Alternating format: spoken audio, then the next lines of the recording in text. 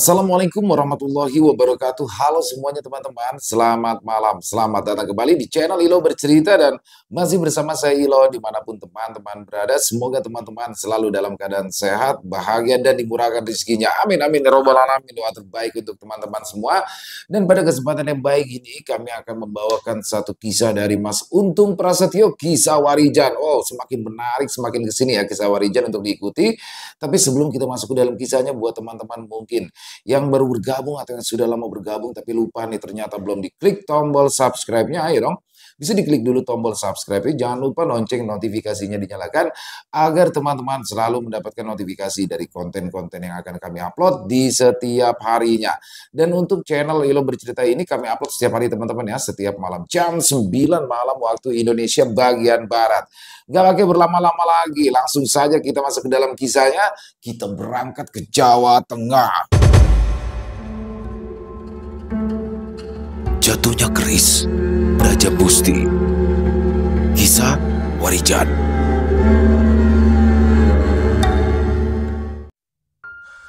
Warijan melangkah dengan tenang, meski hatinya masih diliputi berbagai tanda tanya tentang siapa sebenarnya Mas Joyo dan apa makna dari semua yang telah ia alami. Ia merasa bahwa pengalaman bersama Mas Joyo bukanlah kebetulan, tetapi bagian dari jalan hidupnya yang harus dia jalani.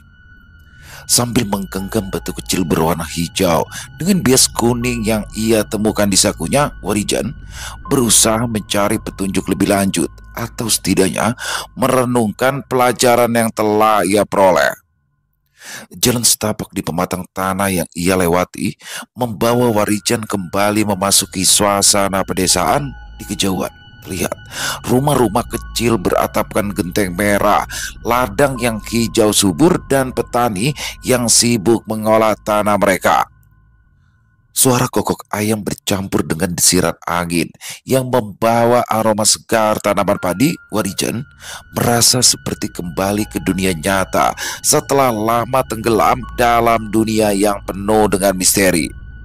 Saat ia mendekati desa, beberapa warga yang kebetulan berpapasan dengannya menyapanya dengan ramah. Warijan membalas sapaan itu dengan senyum dan anggukan meski pikiran masih tenggelam dalam perjalanan batin yang ia jalani. Dia sadar desa yang akan ia masuki adalah tempat baru yang belum pernah ia singgahi sebelumnya. Namun ia merasa yakin bahwa setiap langkahnya memiliki tujuan, meski tujuan itu belum sepenuhnya jelas. Di tengah perjalanan memasuki sebuah desa, Warijan dikejutkan dengan suara keributan yang berasal dari sebuah rumah kecil yang seluruh bagian dindingnya masih terbuat dari bilik bambu. Di depan rumah itu terlihat seorang lelaki yang tidak mengenakan pakaian dan terlihat lebam di bagian wajah. Lelaki bertubuh kurus itu duduk berjongkok di tanah sambil terus menundukkan wajah. Sementara itu, tiga orang yang memiliki tubuh besar terlihat terus saja memarahi lelaki tersebut sambil sesekali menendangnya. Melihat itu, Warijan pun langsung mendekati mereka. Dan ketika salah seorang pria bertubuh besar itu hendak menendang pria kurus, Warijan pun langsung memasang kakinya untuk melindungi pria kurus tersebut.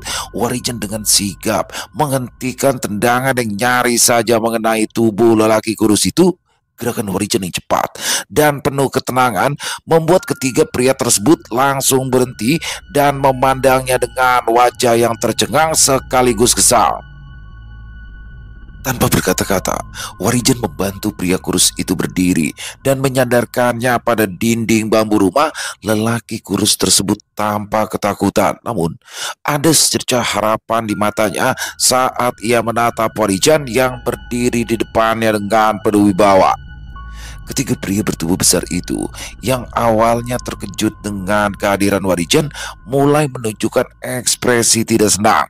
Salah satu dari mereka yang tampak sebagai pemimpin kelompok itu melangkah maju dengan tangan berkacak pinggang mencoba menunjukkan kekuasaannya.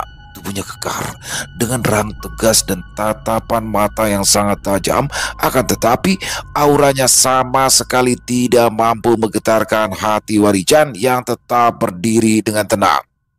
Dengan nada penuh ancaman, pria itu mulai mengajukan pertanyaan kepada Warijan tentang siapa dirinya dan mengapa ia ikut campur dalam masalah itu.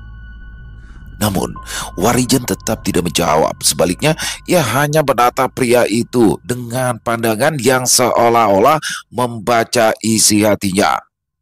Tatapan itu cukup untuk membuat pria bertubuh besar tersebut merasa tidak nyaman. Salah satu dari tiga pria itu akhirnya kehilangan kesabaran dan mencoba menyerang Warijan.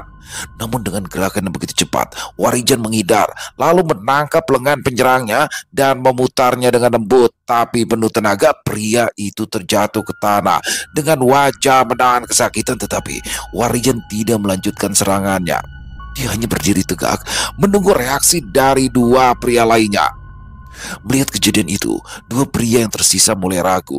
Mereka saling berpandangan lalu mengambil keputusan untuk mundur dengan gerutu yang tidak jelas. Mereka mengangkat teman mereka yang masih meringis kesakitan, lalu pergi meninggalkan tempat itu tanpa berkata apa-apa lagi.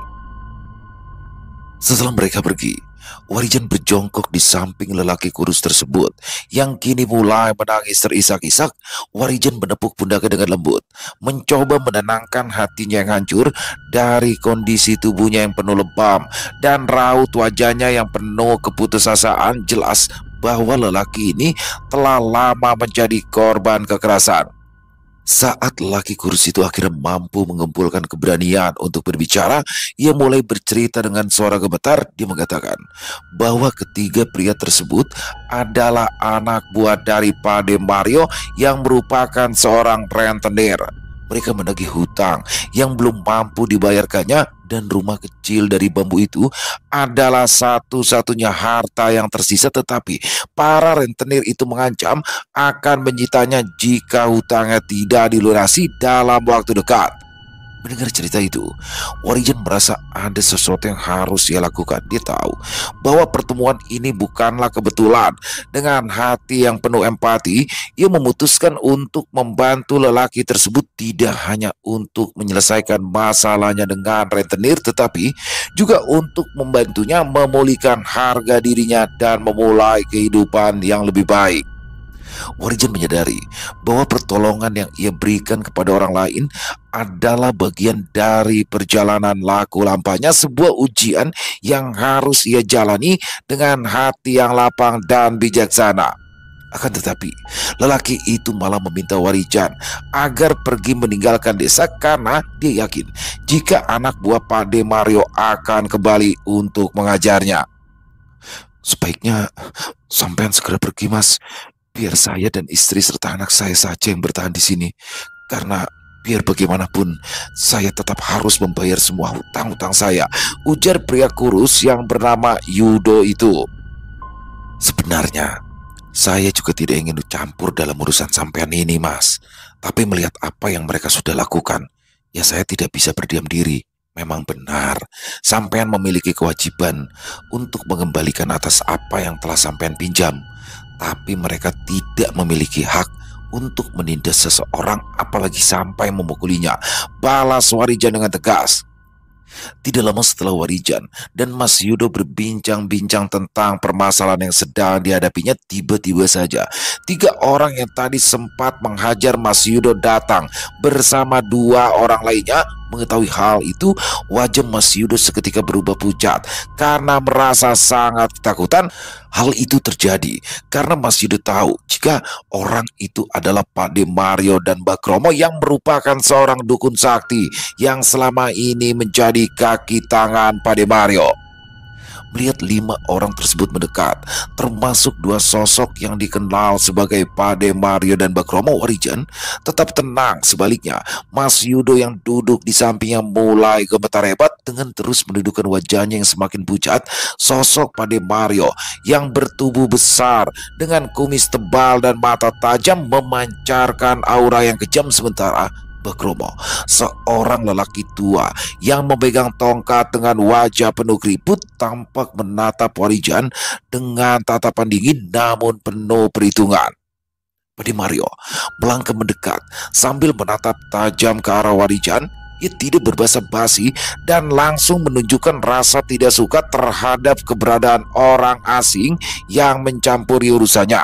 Sementara itu, Mbak Kromo berdiri di belakangnya, memperhatikan Warijan dengan pandangan penuh selidik seolah mencoba membaca kekuatan batin Warijan dari kejauhan. Salah seorang dari ketiga pria yang sebelumnya menghajar Mas Yudo mendekati Pade Mario dan berbisik memberikan laporan tentang kejadian sebelumnya. Pade Mario menyeringai dingin.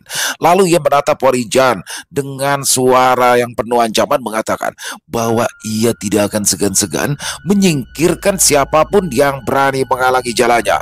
Namun Warijan tetap berdiri tegak, tanpa sedikit pun menunjukkan ketakutan. Tatapan mata yang tenang dan aura kepercayaan dirinya justru membuat kelima orang tersebut merasa tidak nyaman.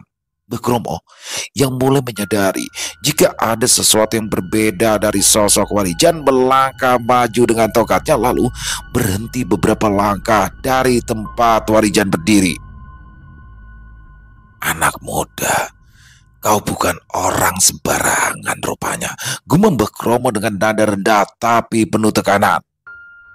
"Aku merasakan sesuatu yang tidak biasa darimu," imbus sosok Mbak Kromo dengan tatapan tajamnya. Warijan hanya tersenyum tipis. Ia tidak menjawab sepatah kata pun. Dia tahu dengan segala pengalamannya, Mbak Kromo adalah lawan yang tidak bisa diremehkan. Namun Warijan juga tahu bahwa ketenangan dan kebijaksanaan adalah senjata utamanya, apalagi dalam situasi yang melibatkan sosok seperti Mbak Kromo.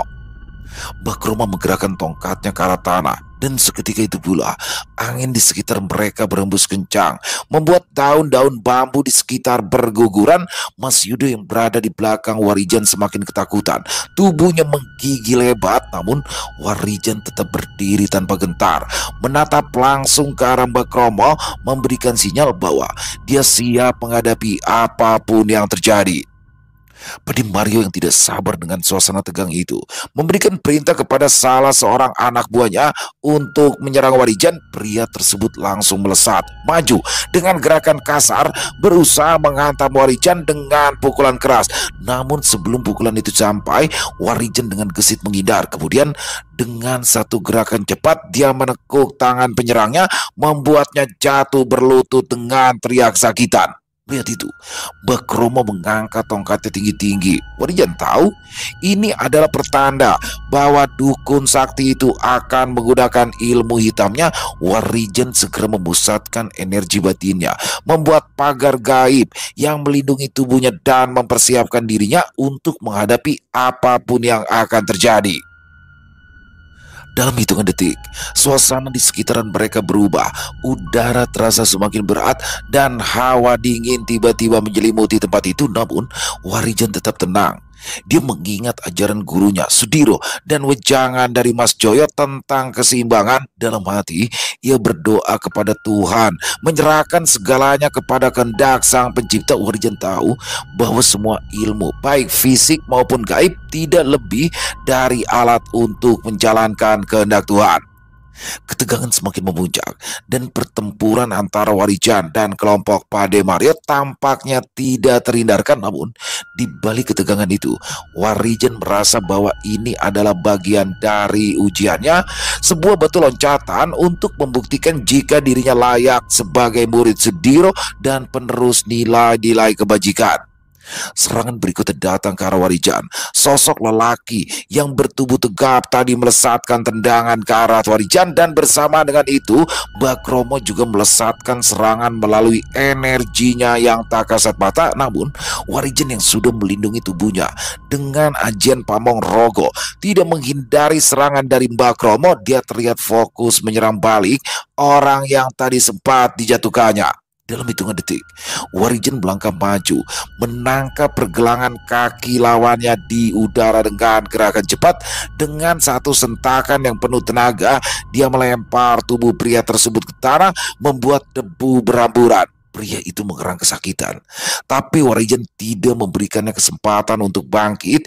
Ia mengunci gerakan lawannya dengan tekanan pada tulang di bagian pundak hingga membuatnya tak bisa bergerak. Tapi situasi tidak berhenti di sana. Bakromo yang melihat jika serangannya gagal mempercepat aksinya. Ia mulai merapal mantra. Tangannya bergerak membentuk simbol-simbol aneh di udara. Seketika hawa dingin yang berat menyelimuti tempat itu berubah menjadi tekanan panas yang menyesakan. Suasana menjadi semakin mencekam ketika daun-daun di sekitar mulai terbakar secara perlahan, seolah Bakromo menarik energi panas dari udara di sekitaran.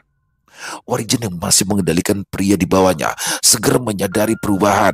Ia melepas kunciannya lalu melompat mundur untuk mengambil jarak. Tubuhnya masih terlindungi oleh ajian Pamongrogo, tetapi ia tahu bahwa Bakromo tidak akan berhenti hanya dengan serangan biasa. Warijan dengan cepat memusatkan pikirannya, merapal doa untuk memperkuat energinya. Pedi Mario yang sebelumnya berdiri di belakang tampak menikmati keheningan itu sebelum akhirnya ia berseru, "Hancurkan pemuda itu, Mbah," perintah Pedi Mario yang membuat Bakromo makin bersemangat. Bakromo lalu menghentakkan tongkatnya ke tanah hingga memunculkan kilatan energi yang tak kasat mata. Namun energi itu dapat dilihat dan dirasakan oleh Warijan sebagai gelombang tekanan yang akan menghantam tubuhnya. Warijan mundur selangkah tetapi tetap bertahan. Dia tahu bahwa kekuatan Bakromo bukanlah sesuatu yang bisa diremehkan. Dengan penuh ketenangan ia melafalkan mantra perlindungan tambahan lalu menarik dari tanah energi di sekitarnya seperti yang telah ia pelajari selama masa latihannya bersama Mas Joyo. Ini waktunya untuk menguji semua yang telah kupelajari, pikir Warijan. Ia memutuskan untuk mengalihkan perhatian Bakromo dari serangan gaib ke pertempuran fisik. Dalam satu gerakan kilat, ia melesat ke arah pria tegap yang sudah bangkit kembali menggunakan gerakan bela diri yang diajarkan oleh Mas Joyo. Dengan satu tendangan melingkar, Warijan menjatuhkan pria itu sekali lagi hingga membuatnya kehilangan kesadaran. Pedi Mario yang melihat anak buahnya tumbang terlihat geram. Ia maju dengan cepat, mengepalkan tangannya lalu melayangkan pukulan keras yang diarahkan langsung ke kepala Warijan. Namun dengan gerakan gesit, Warijan memiringkan tubuhnya menghindari serangan itu. Kemudian ia memutar tubuhnya dan melancarkan pukulan balasan kerusuk pada Mario hingga membuat pria itu terhuyung mundur sambil memegangi pinggangnya. Sementara itu, Bakromo semakin meningkatkan intensitas raganya. Energi panas yang ia kendalikan kini berubah menjadi percikan api kecil yang mengarah langsung ke arah Warijan. Meski demikian, perlindungan ajian Pamongrogo tetap mampu menahan serangan tersebut. Dalam waktu yang bersamaan, Warijan memusatkan pikirannya untuk melancarkan serangan balik dengan rapalan ajian tapak geni dan gerakan tangan yang cepat. Warijan mengeluarkan energi panas untuk menyambut serangan dari Bakromo. Sebuah gelombang panas pun meluncur dari tubuhnya yang berbenturan dengan percikan api dari Bakromo. Perlawanan itu membuat Bakromo terkejut karena ia tidak menyangka Warijan memiliki ilmu yang mampu mengimbangi kekuatannya. Pedi Mario yang kini kesulitan bernafas setelah terkena pukulan Warijan memberi isyarat kepada anak buahnya yang tersisa untuk menyerang bersama-sama. Namun Warijan yang sudah membaca niatan mereka segera melesat maju dengan kecepatan tinggi. Dalam waktu singkat, kedua pria itu tersungkur setelah menerima serangan tepat di bagian perut dan juga dada, membuat mereka tak sanggup bangkit kembali. Kini tinggal Bakromo yang berdiri di hadapan Warijan sadar bahwa ia tidak bisa menang dengan kekerasan. Bakromo menghentikan serangannya, menatap Warijan dengan sorot mata yang penuh perhitungan. Warijan yang sudah bersiap untuk serangan berikut tetap memasang kuda-kuda menunggu langkah terakhir dari Bakromo. Namun perhatian Warijan teralihkan oleh seseorang yang tiba-tiba muncul dari arah lain.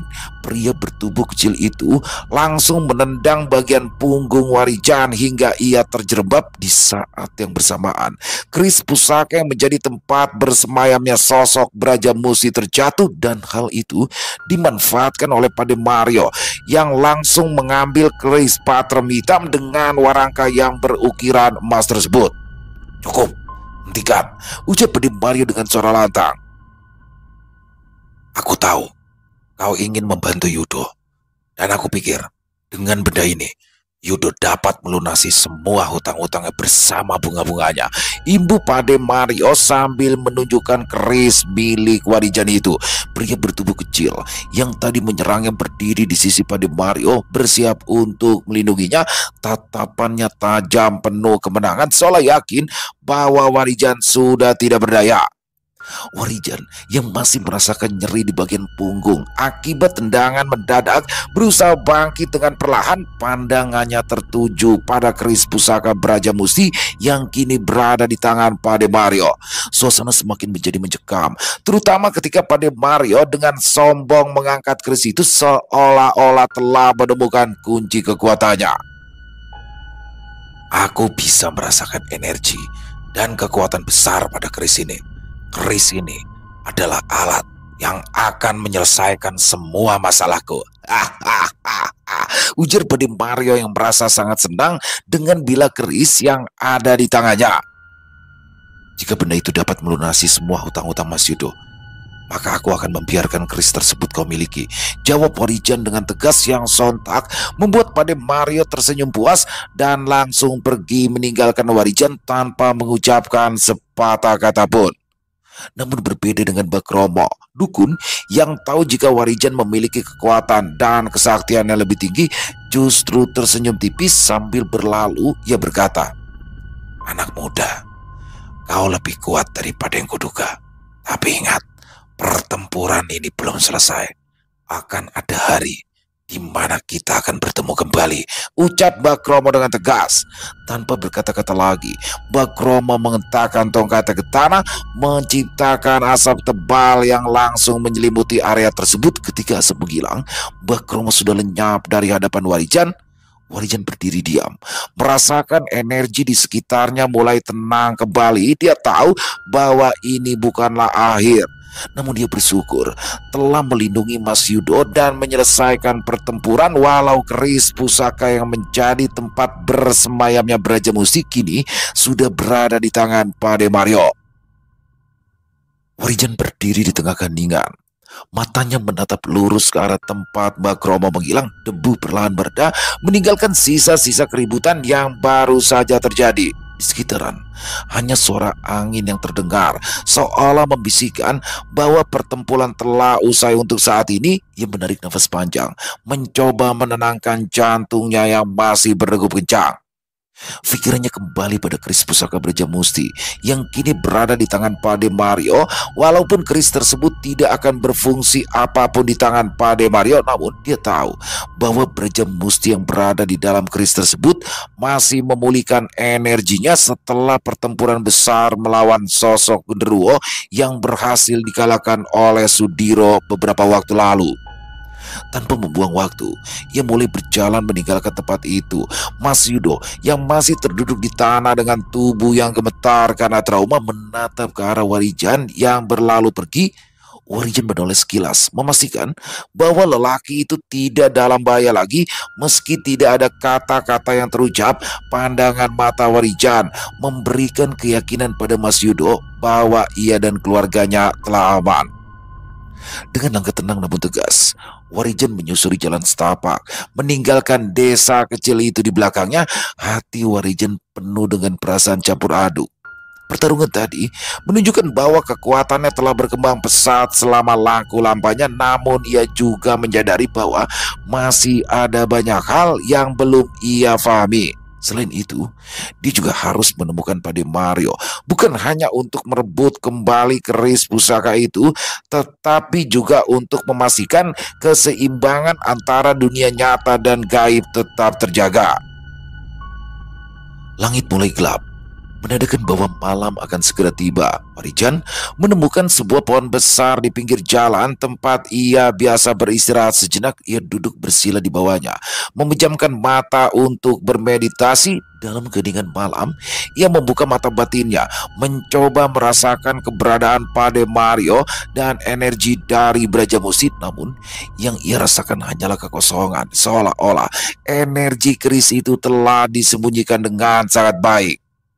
Dalam keheningan malam yang semakin pekat, Warijan berusaha menenangkan pikirannya. Dia memahami bahwa kekosongan yang dirasakannya bukanlah hal yang biasa. Energi Braja Musti yang semestinya begitu kuat hingga dapat dirasakan dari jarak jauh kini seolah lenyap tanpa jejak. Ini bukan sekedar pertanda bahwa keris itu disembunyikan, melainkan indikasi bahwa Pademario telah menggunakan siasat tertentu untuk menyembunyikan di balik tabir energi yang kuat.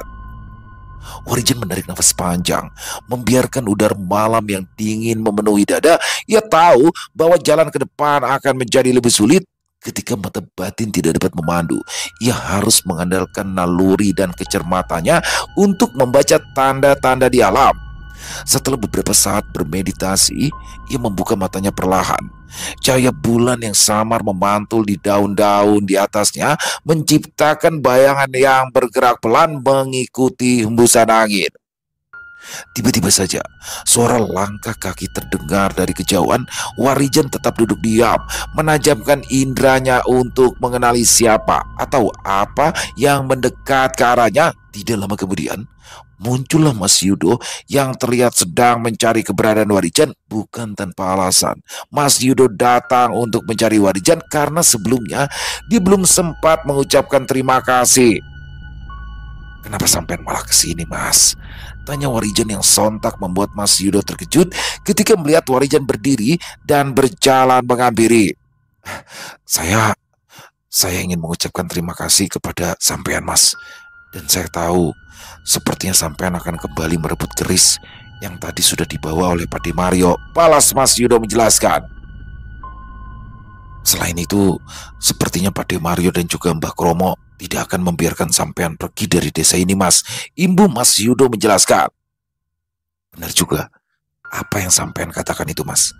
Karena aku melihat tatapan mata yang penuh dendam dari lelaki tua itu tadi. Sepertinya memang mereka akan mencariku dan aku tidak perlu repot-repot lagi mencari mereka," balas Warijan sambil menganggukkan kepalanya. Setelah berbincang-bincang, akhirnya Warijan pun memutuskan untuk menyetujui ajakan Mas Yudo untuk menginap di rumahnya malam ini. Walaupun Warijan sudah terbiasa dengan kehidupan malam, namun untuk menghargai Mas Yudo, akhirnya Warijan kembali ke rumah Mas Yudo. Warijan mengikuti Mas Yudo menuju ke rumahnya, menyusuri jalan setapak yang dikelilingi sawah dan pohon-pohon rindang. Malam itu terasa lebih sunyi dari biasanya, seolah alam ikut meresapi peristiwa yang baru saja terjadi. Sesampainya di rumah Mas Yudo, suasana rumah yang sederhana dan bersahaja menyambut Warijan. Aroma khas dari anyaman bambu milik rumah itu mengingatkannya pada masa lalu. Mas Yudo segera mempersiapkan tempat bagi Warijan untuk beristirahat. Sementara itu, Warijan duduk di beranda kecil, memandangi langit malam yang bertabur bintang. Pikirannya tidak bisa berhenti memutar ulang kejadian hari itu, terutama keberadaan keris Braja Musti yang kini berada di tangan Pademario. Dia tahu ini bukan hanya masalah benda pusaka, tetapi juga tanggung jawab besar untuk menjaga keseimbangan energi di dunia nyata dan gaib. "Siapa sebenarnya Pademario itu, Mas?" tanya Warijan yang penasaran. Sambil menghela nafas panjang, Mas Yudo pun mulai menceritakan tentang siapa sebenarnya sosok Pademario, Mbah Kromo, dan dua orang kepercayaannya yang bernama Bagio dan Samin. "Pademario itu seorang juragan kaya di desa ini, Mas. Dia juga membeli semua hasil panen warga di desa ini. Nah, selain itu, dia juga meminjamkan modal berupa bibit tanaman, pupuk, dan juga uang untuk kebutuhan sehari-hari. Tapi bukannya membantu meringankan beban warga desa, tapi Pademario justru malah membuat warga semakin susah dan kehilangan sawah, ladang, dan pekarangan serta rumah mereka, Mas," ujar Mas Yudo menjelaskan. Warijan mendengarkan penjelasan Mas Yudo dengan penuh perhatian. Cerita tentang Pademario menambah lapisan baru pada konflik yang dihadapinya. Sosok juragan itu bukan hanya ancaman karena memiliki Braja Musti, tetapi juga karena kekuasaan dan pengaruhnya yang menindas warga desa. Warijan juga bisa merasakan emosi Mas Yudo saat berbicara. Ada kemarahan, keputusasaan, dan rasa tidak berdaya yang bercampur menjadi satu. Padi Mario menggunakan kekayaannya untuk memanipulasi dan memperbudak warga melalui hutang. Ladang dan rumah yang seharusnya menjadi sumber penghidupan warga perlahan-lahan berpindah tangan ke juragan kaya itu. Mas Yudo melanjutkan, suaranya mulai bergetar. Banyak warga yang terpaksa meninggalkan desa ini, Mas, karena mereka tidak sanggup lagi untuk membayar hutang-hutang mereka. Yang tinggal hanyalah mereka yang tidak punya tempat lain seperti saya, ucap Mas Yudo yang langsung terdiam sejenak seolah mencoba menenangkan dirinya. Dan sekarang Pade Mario juga membawa Mbak Kromo ke desa ini. Entah apalagi yang ingin dia lakukan, imbu Mas Yudo dengan wajah yang terlihat kesal.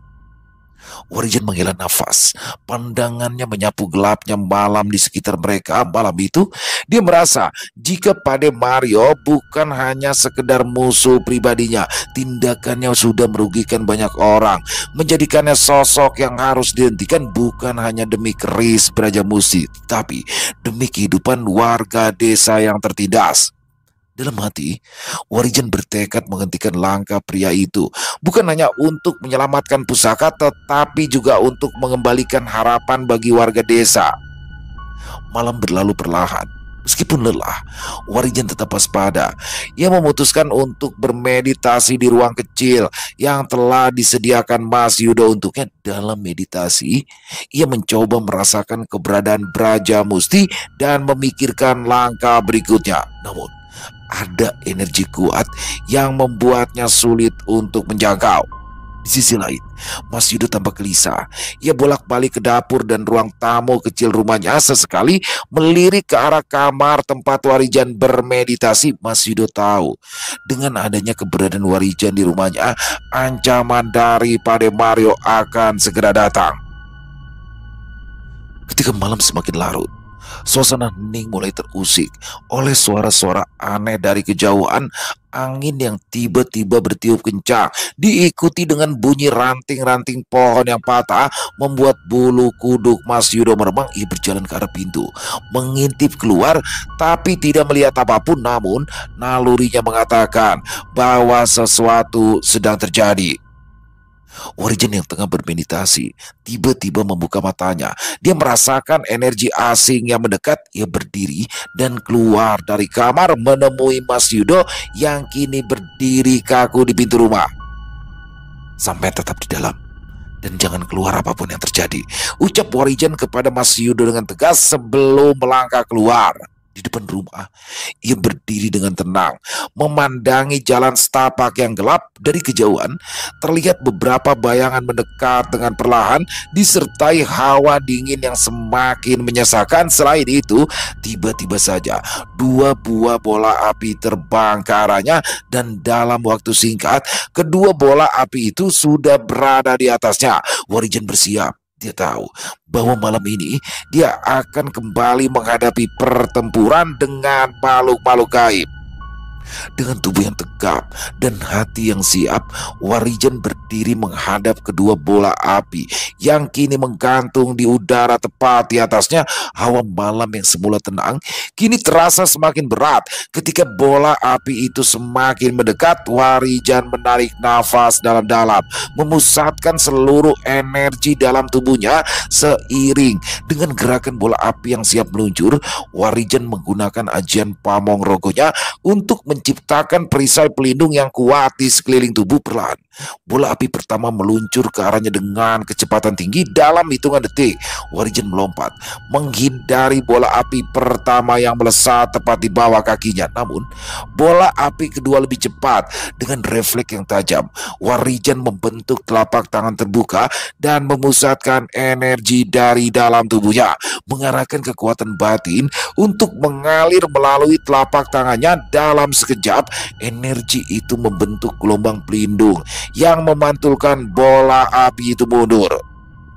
Di saat yang bersamaan, beberapa sosok gelap muncul dari balik bayangan. Mereka mulai melangkah mendekat. Tubuh mereka tampak seolah-olah terbuat dari kabut tebal yang bergoyang di udara. Warijan bisa merasakan energi negatif yang mengalir dari mereka. Mereka adalah makhluk gaib yang dikirim oleh Mbak Kromo untuk menghabisinya.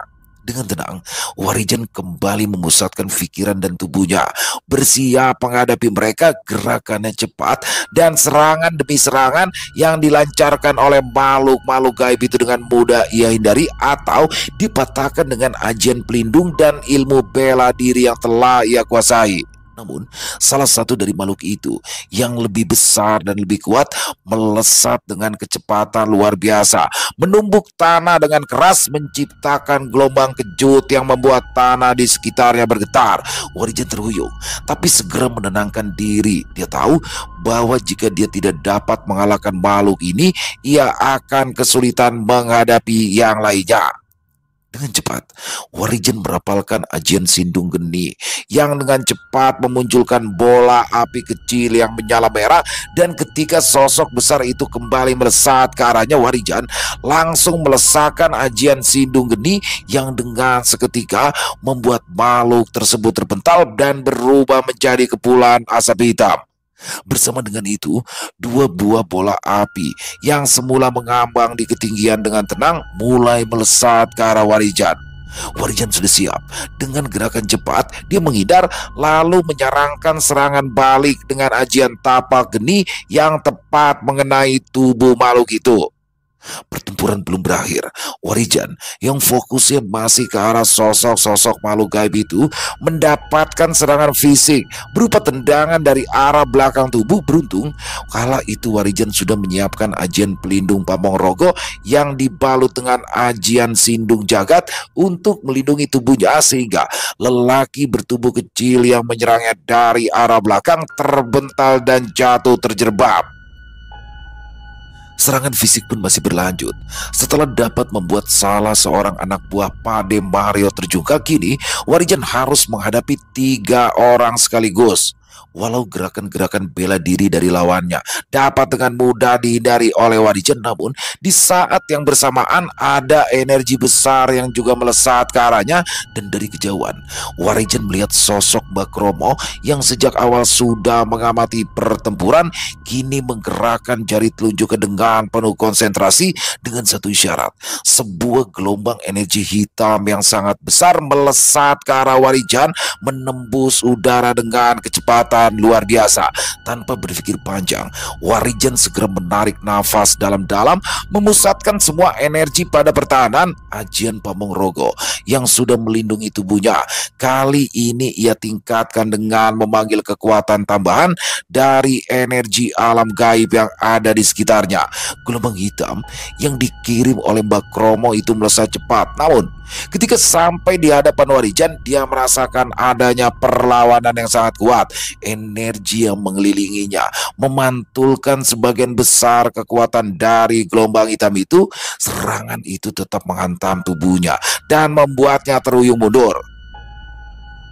Meski terluka ringan, Warijan tidak kehilangan semangat. Dia tahu pertarungan ini bukan sekedar pertarungan fisik, tetapi juga ujian untuk mengendalikan energi batinnya yang semakin kuat. Saat dia mundur beberapa langkah, dia bisa merasakan setiap detak jantungnya berdegup lebih cepat. Tubuhnya penuh dengan energi yang terus mengalir, memberi tanda bahwa ia telah semakin dekat dengan kekuatan yang ia pelajari dari Mas Joyo. Di sisi lain, 3 orang lawannya tidak berhenti menyerang. Mereka terus mengayunkan pukulan dan tendangan yang dilancarkan dengan sangat cepat dan terkoordinasi. Meskipun gerakan mereka bisa ia hindari dengan mudah, setiap kali serangan itu melesat, Warijan merasakan energi yang diciptakan oleh serangan-serangan itu semakin besar, seperti ada kekuatan gaib yang mengalir dalam setiap serangan mereka. Ini adalah taktik licik daripada Mario dan juga Mbak Kromo yang ingin menguras kekuatan Warijan dengan membuatnya terus bertahan tanpa henti. Dengan segenap kekuatan dan ketenangan, Warijan memutuskan untuk mengambil langkah maju yang menghindari sebuah serangan tendangan yang datang dari lawan yang ada di depan, lalu memanfaatkan momentum untuk meluncurkan serangan balik dengan kecepatan tinggi. Gerakannya seolah seperti angin yang melesat, tidak dapat ditangkap oleh mata biasa. Sosok pertama yang mencoba menghadangnya dengan pukulan dapat dengan cepat ditangkis menggunakan telapak tangan yang terbalut energi Pamongrogo. Keberadaan energi tersebut langsung menahan serangan lawannya dan memantulkan tenaga balik dan menyebabkan lawan terpelanting ke belakang. Namun dua lawan lainnya terus melanjutkan serangan dengan tubuh yang lebih gesit. Warijan melompat tinggi, bergerak di atas tubuh lawannya dengan ilmu meringankan tubuh yang ia pelajari dari Mas Joyo. Begitu di mendarat, dia langsung memanfaatkan langkah itu untuk menyerang balik menggunakan gerakan cepat yang memadukan ilmu bela diri dengan kekuatan ajian yang ada di dalam dirinya. Dia langsung menendang salah satu lawan ke arah sisi lain medan pertempuran, lalu berputar dengan cepat untuk menghajar lawan lainnya. Di saat yang sama, gelombang energi hitam yang dilancarkan oleh Mbak Kromo kembali datang dengan kekuatan yang lebih besar. Kali ini melesat ke arah tubuh Warijan yang sedang melawan dua orang anak buah Pademario yang tersisa. Merasakan ancaman itu, Warijan tidak bisa menghindar karena dia terlalu sibuk dengan dua lawan yang kini terpojok. Seketika Warijan melompat mundur dengan cepat sambil merapal ajian Sindung Geni, dan dalam sekejap ajian tersebut membentuk sebuah pelindung besar yang langsung berbenturan dengan energi yang dilepaskan oleh Mbak Kromo. Ledakan energi dari benturan tersebut tak dapat terelakkan sehingga mengguncang seluruh area pertempuran. Namun sesaat setelah ledakan terjadi, tiba-tiba saja Pademario muncul sambil mengangkat bilah keris Brajamusti sebagai pemilik keris tersebut. Warijan pun langsung merapal ajian yang dengan seketika membuat keris hitam tersebut melesat kembali ke tangan Warijan dengan sendirinya. Mengetahui ada yang salah, Pademario dan juga Mbak Kromo hanya terdiam. Akan tetapi kesalahan fatal yang dilakukan oleh Pademario itu langsung dimanfaatkan oleh Warijan untuk kembali memanggil sosok Brajamusti. Dalam sekejap, suasana yang semula penuh dengan ketegangan berubah menjadi hening. Warijan berdiri tegak, memegang keris Brajamusti yang kini kembali berada di tangannya. Sosok Brajamusti yang selama ini berada di dalam keris pusaka kini terwujud dengan kekuatan penuh di hadapan Mbak Kromo. Aura yang mengelilinginya begitu kuat, mengirimkan getaran yang terasa hingga ke tanah. Mbak Kromo yang tadinya begitu yakin dapat mengendalikan energi dari keris tersebut kini hanya bisa terdiam. Wajahnya pucat karena rasa takut yang datang begitu mendalam. Dia mengira telah mengunci energi keris Brajamusti dengan menggunakan ilmu hitamnya, namun ternyata kekuatan sejati Brajamusti tidak dapat begitu saja dibatasi oleh kekuatan gaib manapun. Brajamusti menatap tajam ke arah Mbak Kromo. Tidak ada kata-kata yang keluar, namun tatapan mata itu sudah cukup untuk membuat Mbak Kromo merasa ketakutan. Dengan tangan yang terangkat tinggi, Brajamusti memusatkan energi kehidupan yang ada di sekitar dan mulai menarik kekuatan dari tubuh Mbak Kromo. Mbak Kromo yang merasa tubuhnya mulai lemah seketika berusaha berteriak dan menggerakkan tubuhnya, namun semakin dia melawan maka semakin banyak energi yang terkuras. Setiap tarikan energi dari Brajamusti membuatnya semakin lemah sampai akhirnya tubuhnya tak mampu lagi berdiri tegak. Dalam hitungan detik, tubuh Mbak Kromo terkulai lemah tak berdaya. Wajahnya pucat pasi, tubuhnya kering dan nafasnya terengah-engah. Pademario yang menyaksikan kejadian itu terperanjat. Dia menyadari bahwa kesalahan fatal yang telah dibuatnya dengan membawa keris Brajamusti tanpa mempertimbangkan kekuatan sejatinya kini membawa akibat yang sangat buruk. Dengan mata yang dipenuhi kebingungan dan ketakutan, namun sebelum Pademario sempat melakukan apapun, Warijan segera melangkah maju, memegang keris Brajamusti dengan mantap. Kekuatan ini bukan untuk disalahgunakan. Kekuatan sejati adalah untuk melindungi dan menjaga keseimbangan alam. Kalian sudah terlalu banyak merusak kehidupan ini dan harus ada yang menghentikannya, ucap Warijan dengan tegas. Pademario hanya bisa terdiam. Tubuhnya kaku, lidahnya seakan tercekat. Meskipun ia seorang juragan kaya dan memiliki banyak pengaruh di desa, tapi malam itu di hadapan Warijan dan Brajamusti dia hanyalah seorang manusia biasa yang tidak memiliki kekuatan untuk melawan. Jika kau membiarkan manusia ini tetap hidup, maka akan ada manusia-manusia lain yang akan menjadi korban keserakahannya. Jan, ujar Brajamusti dengan tegas. Ya, aku tahu apa yang ada di dalam pikiran manusia itu, karena sebelumnya dia bersama dukun keparat itu ingin menjadikan aku perewangan mereka. Beruntung aku memiliki ikatan kuat denganmu. Selain itu, energi dari ilmu Pancawara milik Raden Widano terus melindungiku, sehingga ikatan di antara kita tidak akan dapat diputus oleh ritual yang sudah dilakukan oleh dukun tua itu. Imbu Brajamusti menjelaskan. Jika memang benar begitu, maka sebaiknya kau urus manusia itu nih Braja, balas Warijan yang langsung berlalu pergi meninggalkan Brajamusti yang terus menatap tajam ke arah Pademario. Entah apa yang dilakukan oleh Brajamusti kepada Pademario malam itu, tapi ketika pagi datang, Pademario ditemukan bersama Bakrobo dan beberapa orang anak buahnya di tengah sawah dalam kondisi kehilangan kewarasan.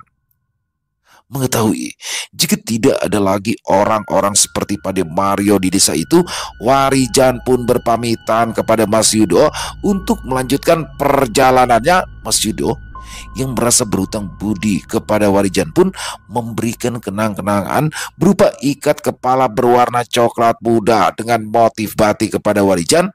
Walaupun sempat membujuk Warijan untuk tinggal lebih lama lagi, tapi Mas Yudo harus merelakan kepergian Warijan yang akan kembali melanjutkan laku lampahnya.